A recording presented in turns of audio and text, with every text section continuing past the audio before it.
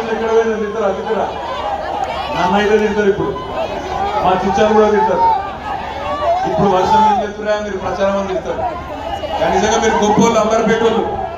ఎందుకంటే మామూలు కాదు, ఒక మంచి ఎమ్మెల్యేను, ఒక విద్యాధికుడు పెద్దలు కాలేరు వెంకటేష్ అన్నని ఒక్కసారి కాదు 2 సార్లు కేసీఆర్ గారు ముఖ్యమంత్రిగా ఉండాలని చెప్పి ఆశీర్వాదం ఇచ్చి కాలేరు వెంకటేష్ అన్నను గెలిపించినందుకు ధన్యవాదాలు.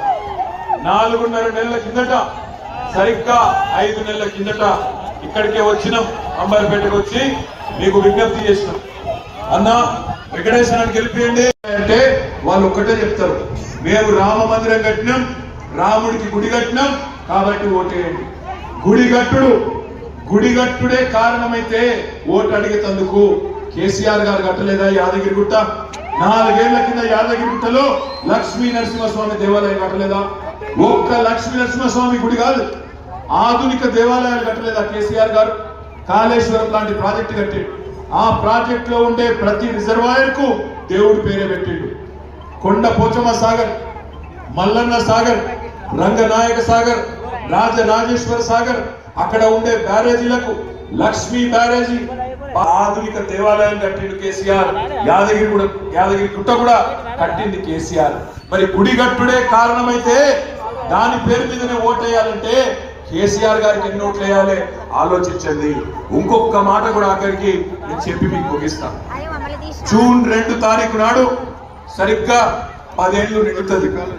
అయితే ఈ జూన్ 2 తర్వాత హైదరాబాద్ మీద కంట్రోల్ దొరకలేదు, ఎమ్మెల్యేలు గెలవలేదు, కిషన్ అన్న కూడా ఓడిపోతాడు, గెలవడు, ఒక్క ఎంపీ సీట్ కూడా హైదరాబాద్ లో గెలవరు.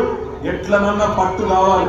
అందుకే వాళ్ళు ఏం ఆలోచన చేస్తున్నారు, ఢిల్లీని చేసినట్టు హైదరాబాద్ కూడా కేంద్ర పాలిత ప్రాంతం చేయాలి, యూనియన్ టెరిటరీ చేయాలని ఆలోచన చేస్తా ఉన్నారు.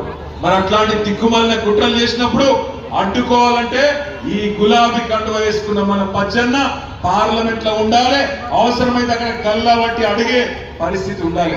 అదే బీజేపీ వాళ్ళు కాంగ్రెస్ వాళ్ళు ఉంటే వాళ్ళతోని తెలంగాణ కోసం కొట్లాడింది కేసీఆరే, రేపు తెలంగాణను కాపాడాల్సింది కూడా మళ్ళా కేసీఆరే, మళ్ళా ఇదే గులాబీ కండువా అనే మాట కూడా నేను మీకు విజ్ఞప్తి చేస్తున్నా.